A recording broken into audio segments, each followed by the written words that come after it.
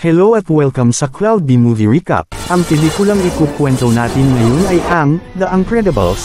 Halina't simulan na natin.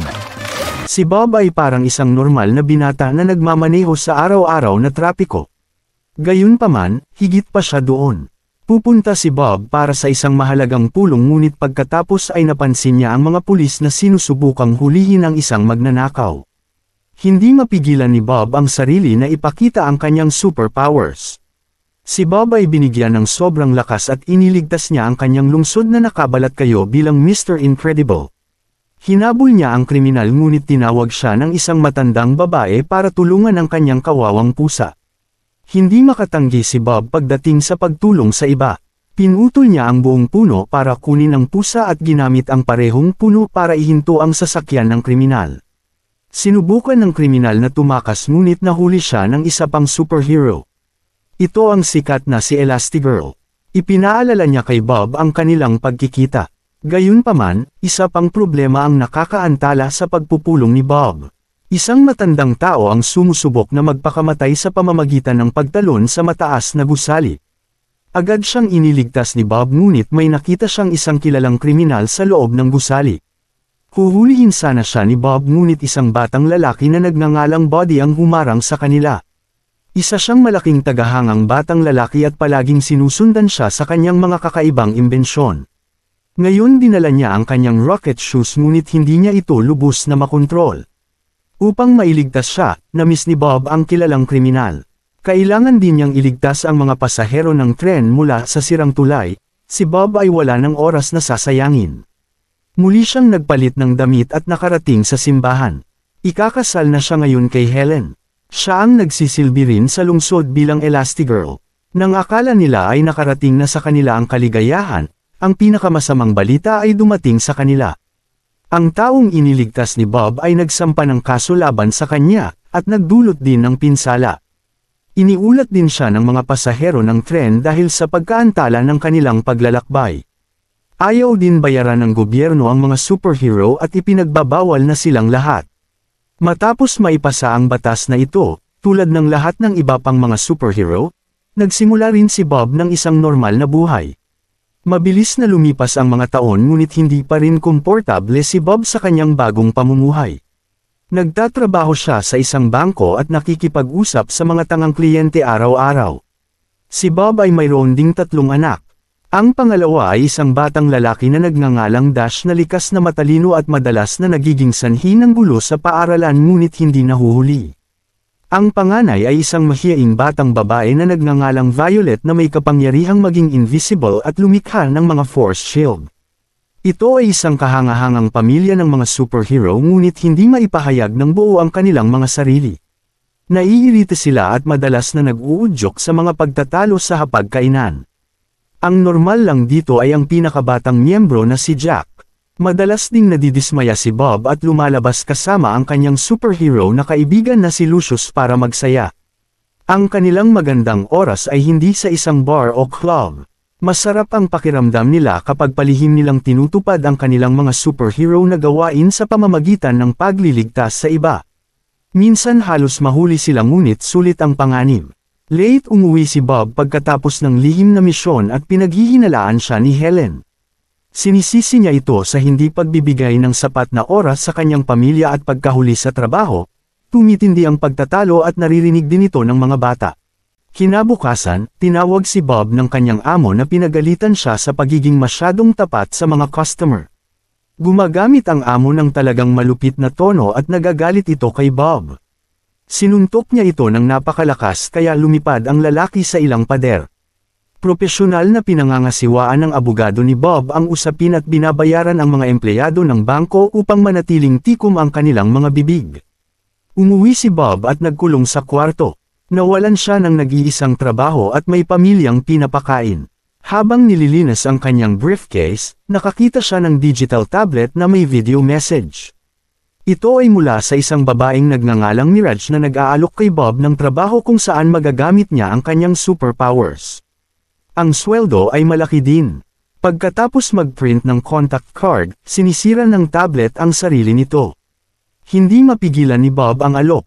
Namimiss niya ang pagiging bida at agad niyang tinanggap ang bagong trabaho.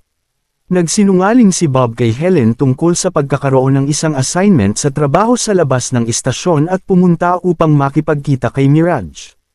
Ang kanyang opisina ay nasa isang lihim na lugar na may napakaraming hakbang sa seguridad. Gusto niya ng tulong ni Bob sa pagsira sa kanyang mga robot na aksidenteng nawala sa kontrol.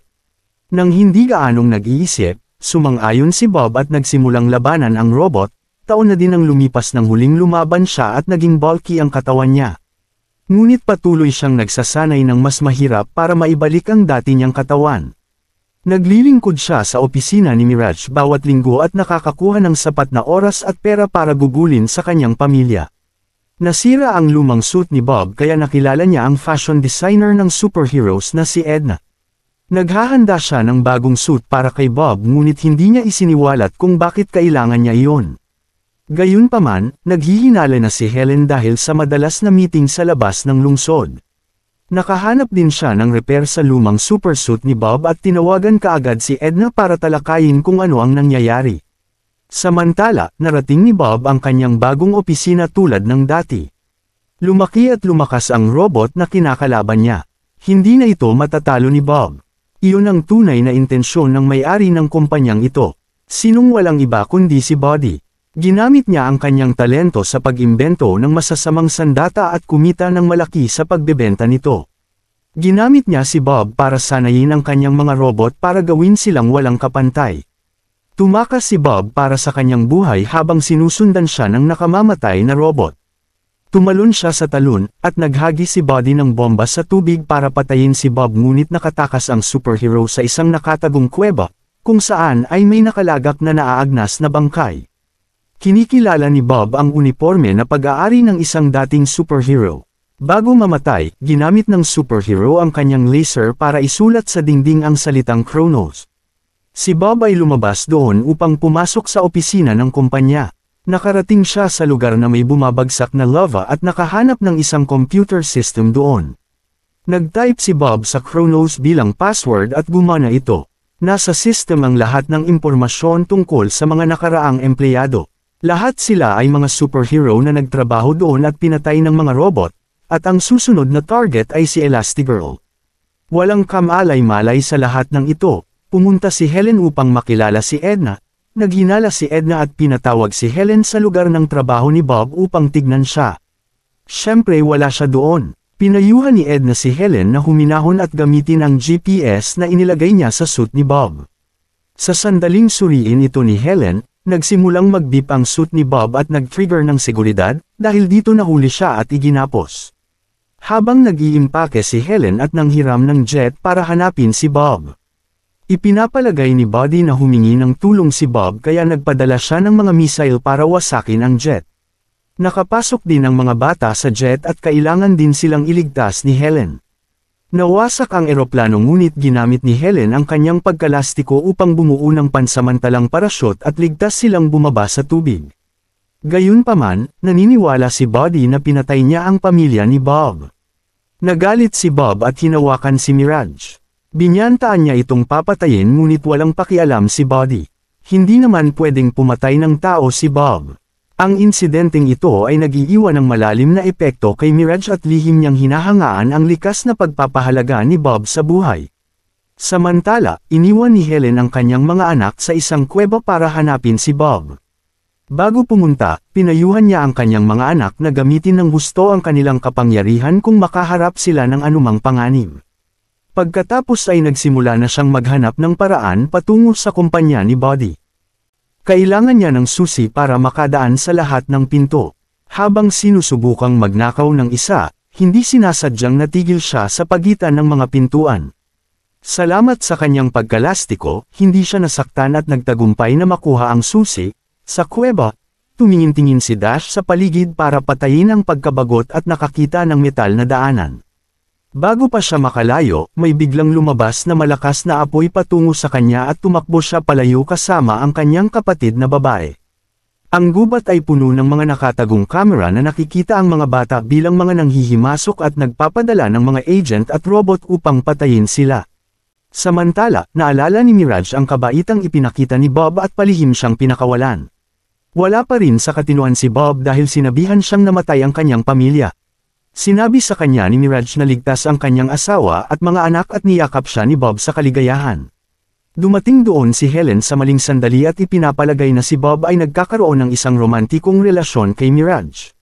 Sa halip na magpaliwanag sa kanya, hinila siya ni Bob sa isang halik para ipadama sa kanya ang kanyang tunay na pagmamahal. Sinabi ni Mirage sa kanila ang tungkol sa kanilang mga anak na nasa panganib.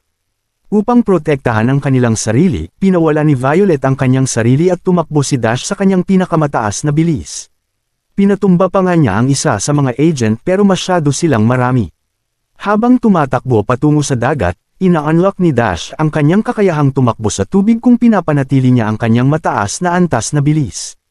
Pagkatapos magkaroon ng higit na kumpiyansa, pinabagsak ni Dash ang dalawa pang agent at nagmamadaling bumalik upang tulungan ang kanyang kapatid na babae. Bumubuo si Violet ng hindi masisirang bulan ng kalasag at tumakas ang magkapatid dito. Nakasalubong nila ang kanilang mga magulang sa daan at magkasama silang humarap sa mga kalaban. Pinagsasama-sama ang kanilang mga natatanging superpower, pinatumba ng pamilya ni Bob ang lahat ng mga agent ng madali. Sa kasamaang palad, nakarating doon si Buddy at ginamit ang kanyang zero-point laser para mahuli ang Incredible Family. Itinali niya sila sa harap ng malaking screen at ipinakita sa kanila ang kanyang masamang na plano. Si Buddy ay palaging gustong maging isang superhero at ngayon ay makakamit niya ang kanyang pangarap sa masamang paraan. Ipinapadala niya ang kanyang robot sa lungsod at kapag humingi ng tulong ang mga tao, walang lalabas na superhero dahil lahat sila ay napatay na. Doon papasok si Buddy at magpapanggap na isang tagapagligtas. Walang magawa si Bob na pinapanood ang kanyang lungsod na nawasak at humingi ng paumanhin sa kanyang pamilya. Habang sinasabi niya iyon, ginagamit ni Violet ang kanyang kalasag para masira ang machine at mapalaya din ang kanyang pamilya. Tinulungan silang muli ni Mirage at nagpahiram ng jet.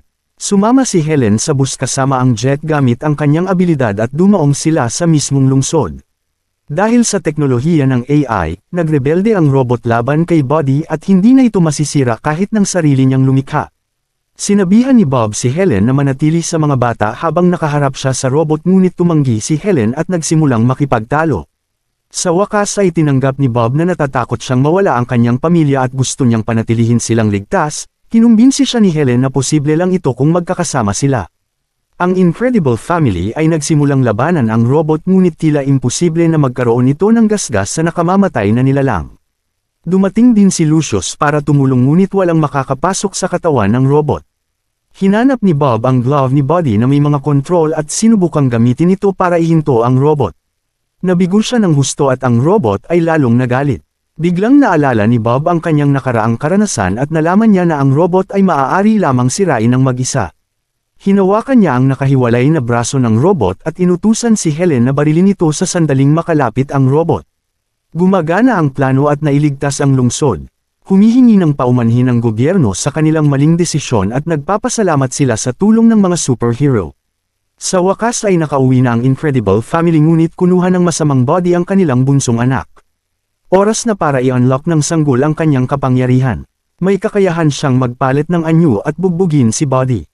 Habang pabalik mula sa araw ng palakasan ng paaralan, ang Incredible Family ay nakatagpo ng panibagong kasamaan mula sa lupa. Ngunit sa pagkakataong ito, walang maglalakas loob na pigilan ng mga superhero. Salamat sa panunood hanggang sa susunod na video.